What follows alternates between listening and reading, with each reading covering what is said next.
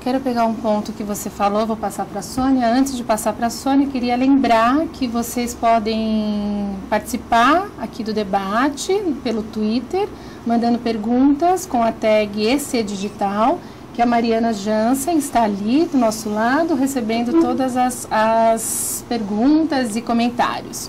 Uma coisa que, ouvindo a Beth falar agora, Sônia, sobre essa possibilidade de escolhas, de ter um ambiente lá onde foram agora selecionados conteúdos interessantes, aproveitando já que a vontade dos próprias crianças e jovens em se conectarem, em jogarem, em participarem desse mundo online.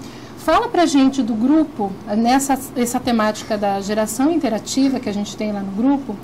Qual que é a ideia dele? Qual que é a ideia da gente discutir com os pais e professores, né? Não é só para professores, esse mundo dos jovens e crianças todos conectados, e que papel, por exemplo, os pais poderiam ter hoje em visitar esse espaço onde podem ser encontrados tantos materiais interessantes para mostrar para as crianças agora nas férias.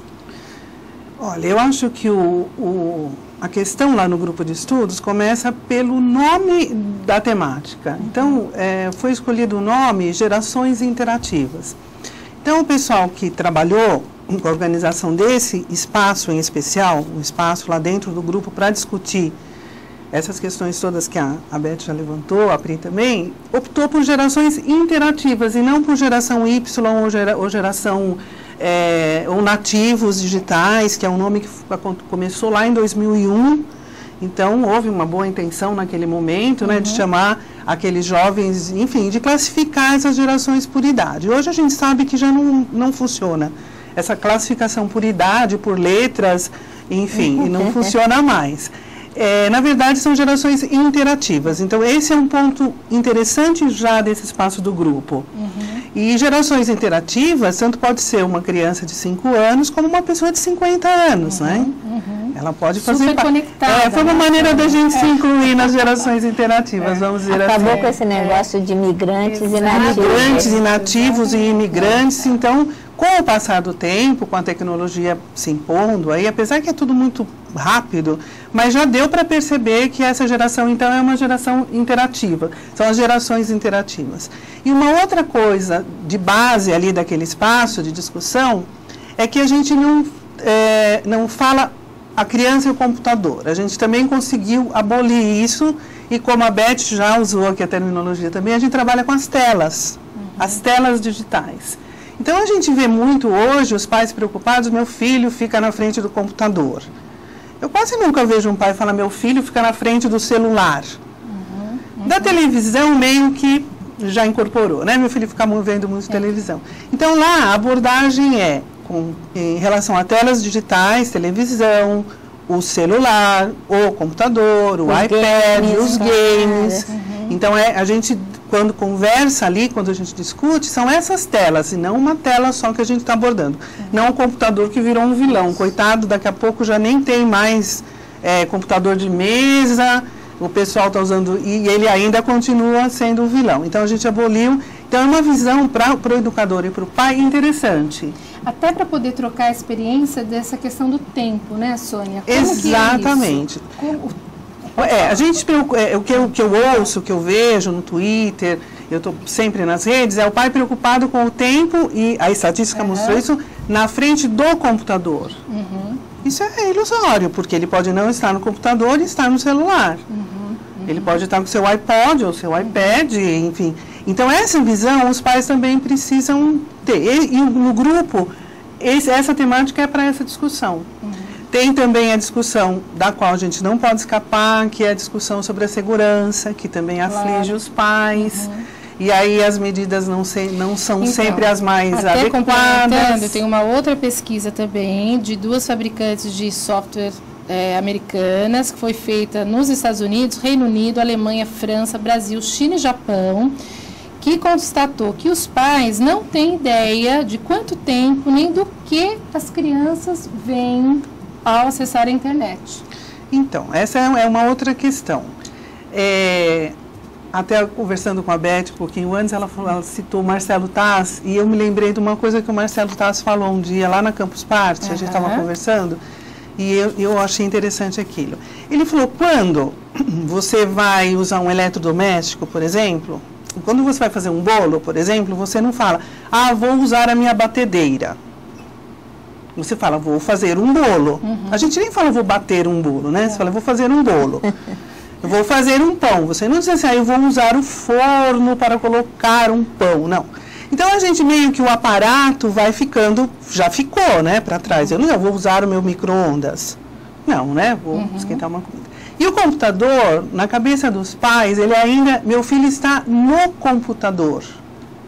Dificilmente você vê um educador dizendo, meu filho está brincando, ele está lendo, ele está estudando, ele está pesquisando. E vai bem com a pesquisa que você falou, confirma.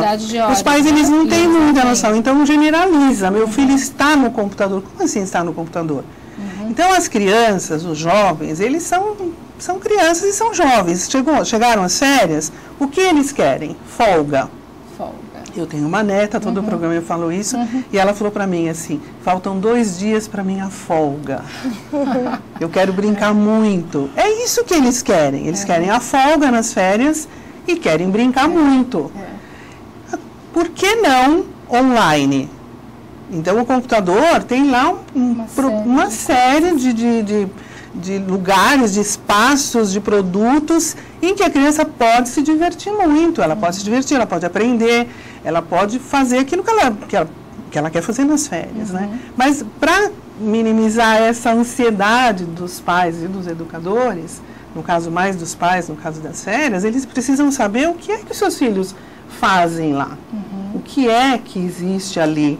E não eu acho assim uma coisa assim bem interessante que você está falando, Sônia, porque entra nessa questão assim de o que é o brincar, né? Porque tem um certo romantismo, e eu tive recentemente numa mesa de debate, de discussão, de que, enfim, quer dizer, só é possível brincar, ou só é possível ler, ou, enfim, só é possível ler se você está diante de um livro, né? Só é possível brincar se você está num quintal dentro de um tanque de areia. Sem dúvida nenhuma, você também precisa do quintal e do tanque de areia, você precisa mexer com as mãos, você precisa mexer com os olhos, você precisa mexer com a sua mente.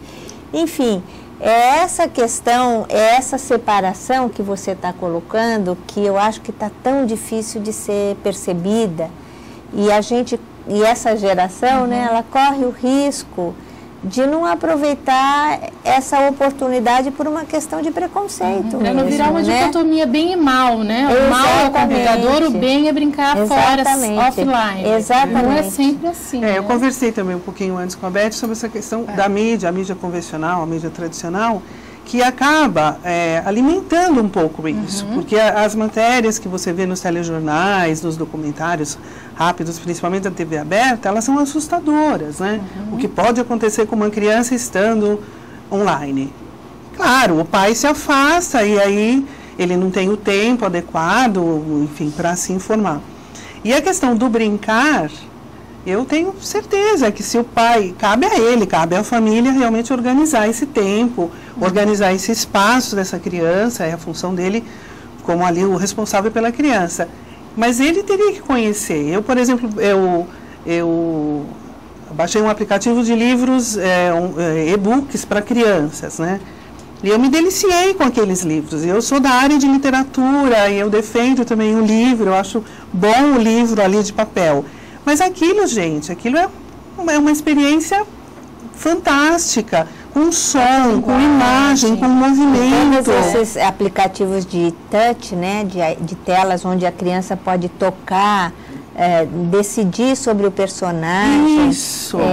Isso tudo já é um trabalho elaborado, né, de criação, de conhecimento, de raciocínio. Exatamente, mas é como você falou, a gente precisa, o pai precisa se informar sobre isso, precisa criar um espaço para ir. O grupo de estudo, ele é aberto a pais. Aliás, eu quero que a Sônia fale um pouco isso, porque tem uma ideia mesmo dos pais poderem praticarem. Mas antes da Sônia falar, a Mariana tem perguntas aí dos internautas. Temos algumas perguntas aqui para a Beth. Uma delas é do perfil da Carolina Romano e está perguntando se você conhece algum espaço de cocriação em que as crianças possam participar da criação do conteúdo que elas mesmas vão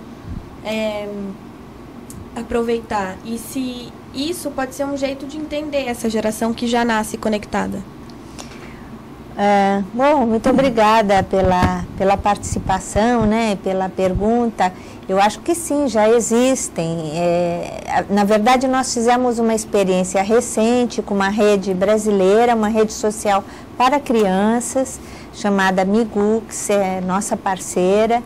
E eles criaram um ambiente dentro de uma rede social, que também é um game, né, onde as crianças podem, enfim, devidamente autorizada por seus pais, entrarem e brincar e participarem em um ambiente todo do fundo do mar.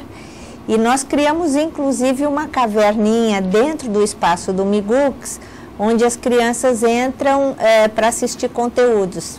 Elas têm um cineminha, enfim, criam seus avatares, passeiam pelo ambiente digital do Migux, que é um ambiente no fundo do mar, entram dentro da caverna e na caverna está passando um conteúdo de qualidade do ComKids, que nós temos sempre alimentado, e na sequência ou durante as crianças têm toda a possibilidade de chatear e dizer, por exemplo, o que elas estão vivendo ali naquele ambiente. Gostou do filme, não gostou, o personagem é isso, o personagem é aquilo. Enfim, esse é um exemplo, né? Mas existem algumas redes sociais infantis bastante interessantes, espaços onde se pode criar histórias, codesenhar. Eu acho que o Brasil está começando a entrar nesse universo. Nós, nesse evento que a gente acabou de realizar, a gente viu experiências interessantíssimas vindas do Canadá, da Espanha, mas o Brasil já tem algumas delas e o Migux é um desses espaços, né, uma rede social onde as crianças interagem e criam e brincam, mas eu vi já alguns espaços onde elas podem criar personagens, onde podem desenhar, onde podem, enfim, começar a criar próprias histórias. Eu acho que a nossa indústria nessa área está começando a se abrir para isso. Mas, na verdade, primeiro a sociedade precisa entender e aceitar que isso é também um espaço de criação. Claro.